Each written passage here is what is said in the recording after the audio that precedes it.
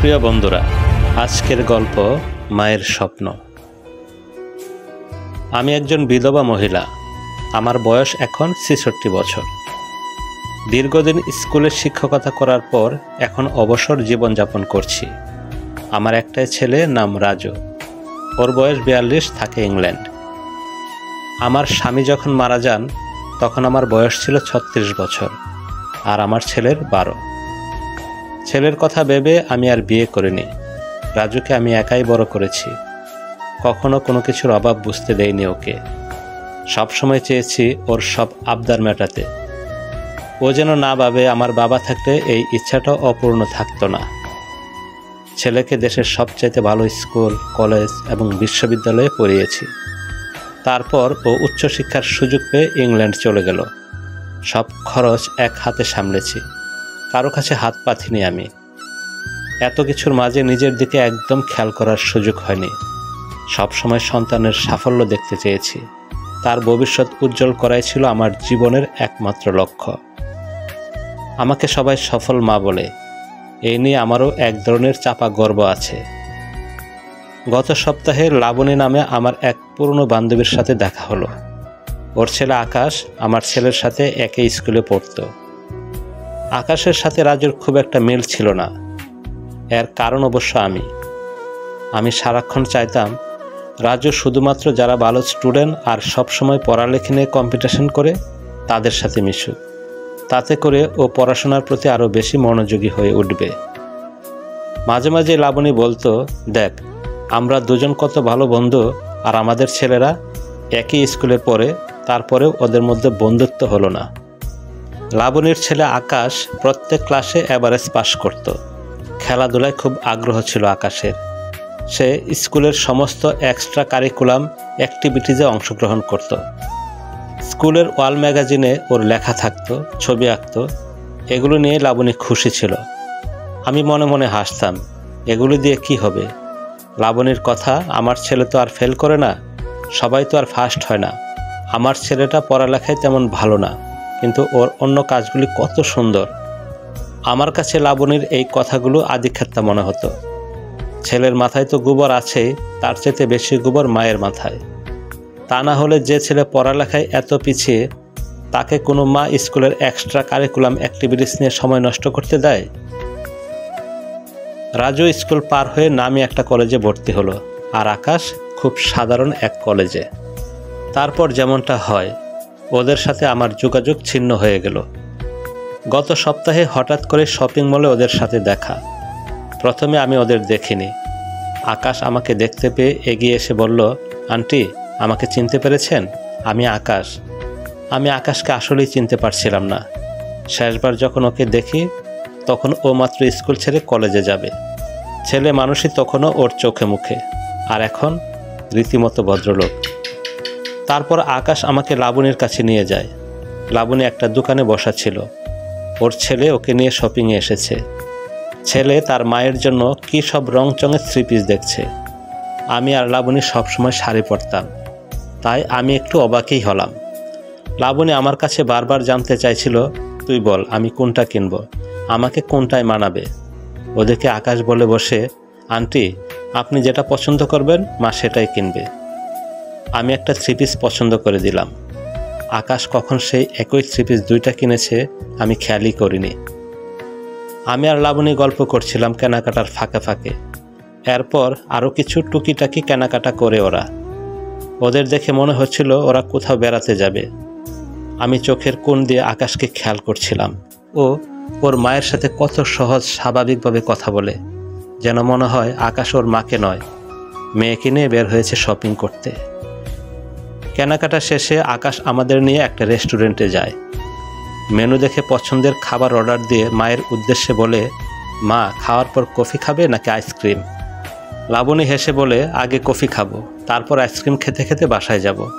আমি বললাম, আমার জন্য স্রেফ কফি। লাবণীর সঙ্গে সঙ্গে বলল, তাহলে আইসক্রিম বাদ। খেতে খেতে শুনলাম আকাশ বেড়াতে যাবে কক্সবাজার, সেখান থেকে সেন্ট মার্টিন, সাথে লাবণীকেও নিয়ে যাবে। যদিও সেটা একটা অফিসিয়াল ট্যুর। আকাশের একটা বাইং হাউস আছে, হাবভাবে বুঝতে পারলাম অনেক টাকা ইনকাম করে। আমাদের সাথে বসা অবস্থায় কতবার যে হোয়াটসঅ্যাপ চেক করলো, মাঝে মাঝে টুকটাক অফিসিয়াল কল আসছিল।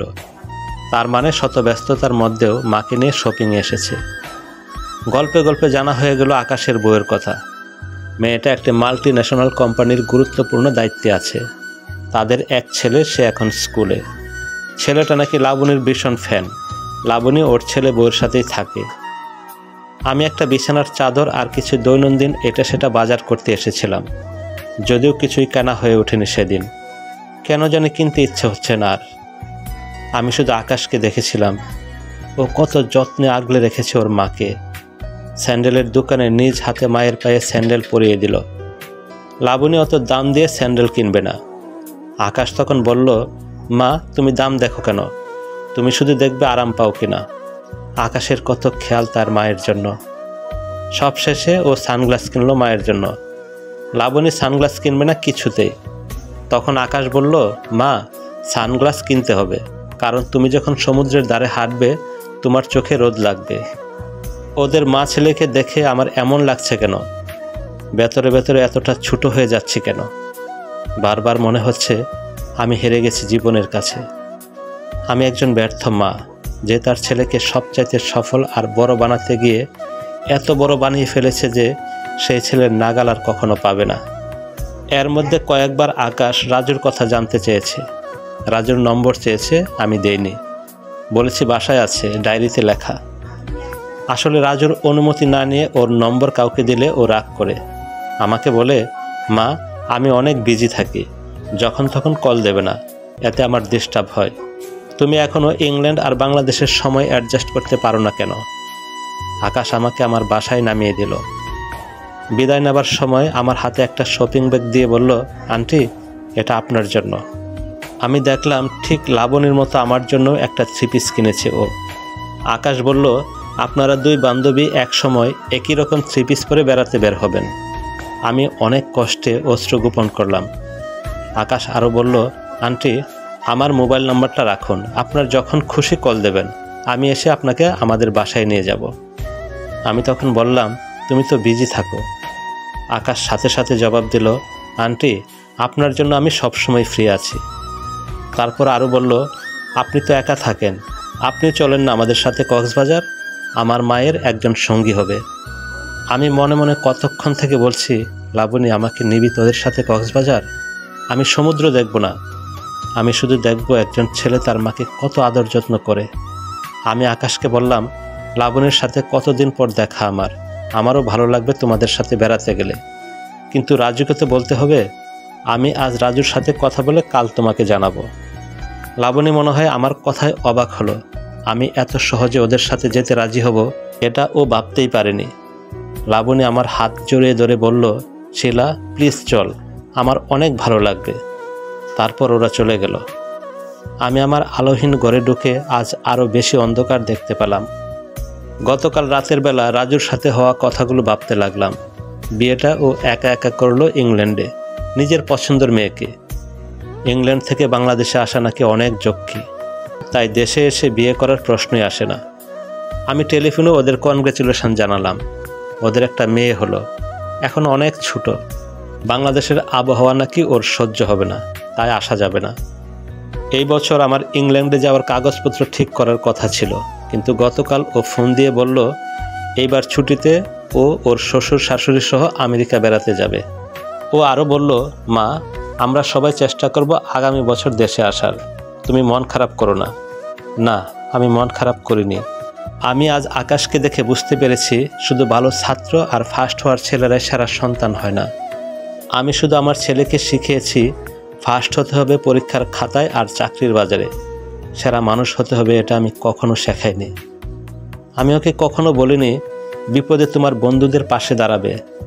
আমি ওকে কখনো বলিনি দেশকে ভালোবাসবে, দেশের সেবা করবে।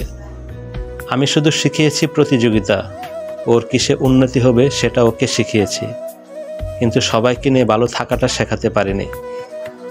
আমি সবসময় রাজুকে ভালো জিনিস কিনে দিয়েছি, ওর চাহিদা পূরণ করেছি, কিন্তু আমার নিজেরও ইচ্ছা অনিচ্ছা আছে বা থাকতে পারে, তা কখনো শেখাইনি। আমি রাজুকে কল দিব না কক্সবাজার যাওয়া নিয়ে, এটা আকাশকে বলার জন্য বলা। আজ লাবণীর সাথে দেখা হওয়ায় ভালো হলো। এখন থেকে আমি আমার ভালো লাগা মন্দ লাগা নিয়ে ভাবব। ছেলেকে নিয়ে আমার ভাবনা শেষ। ছেলেকে তার ভালো থাকার জন্য আমার সব কিছু দিয়েছি। ওর আর আমার কাছ থেকে কিছু পাওয়ার নেই। আশায় ছিলাম ছেলে আমাকে তার কাছে ইংল্যান্ড বেড়াতে নিয়ে যাবে। গত 2 বছর ধরে আমার চলার টাকা থেকে একটু একটু করে জমিয়েছি ওদের জন্য কত কিছু কিনবো বলে। এবার থেকে আমি আমার জীবনের ছোট ছোট চাওয়াগুলো পূরণ করব। বাঁচবো আর কটা দিন। খুব শখ ছিল হিমালয় আর মিশরের পিরামিড দেখব। একা একা কি এগুলো দেখা যাবে? তার চাইতে আগে লাবণীর সাথে কক্সবাজার আর সেন্ট মার্টিন ঘুরে আসি, তারপরেরটা তারপর। প্রিয় বন্ধুরা, চলুন আমরা সবাই আমাদের মায়ের প্রতি যত্নশীল হই। মাকে ভালোবাসি, দেশকে ভালোবাসি। ধন্যবাদ।